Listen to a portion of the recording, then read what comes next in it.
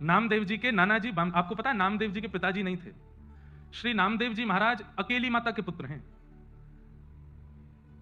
बाल अवस्था थी, मीराबाई जैसा चरित्र है कि जैसे मीराबाई बचपन में अपनी मां से पूछती थी कि मेरे पति कौन, तो मां ने कह दिया ये गिरधर गोपाल तेरे बींद हैं, तब से ही मान लिया कि ये मेरे पति हैं।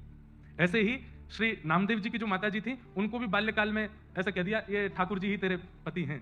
इतना विश्वास प्रगाढ़ कर लिया कि पिताजी कह करके कहीं गए, महीनों बाद लौट करके आए, अभी थोड़ी कुमार अवस्था की थी और लौट करके आए तो क्या देखते हैं कि उनकी बालिका जो है वो 2-3 महीने की गर्भवती है। आकर के देख करके आश्चर्यचकित हो गए।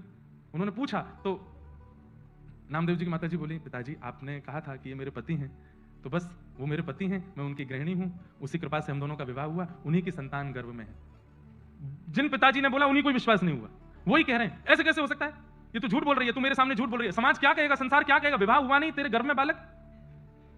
पिताजी मैं झूठ नहीं बोल रही, लेकर के गए ठाकुर जी के सामने, बोले शपथ खा के बोल।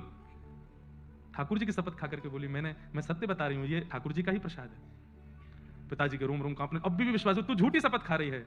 तब आकाश से ठाकुर जी ने ही आकाशवाणी करके कहा ये झूठ नहीं बोल रही हैं, आपने इनको कहा कि मैं इनका पति, इन्होंने इतने भाव से मुझे पति माना, मैंने भी इनको पत्नी माना है, और इनके गर्भ में जो बालक है वो मेरा ही अंश है,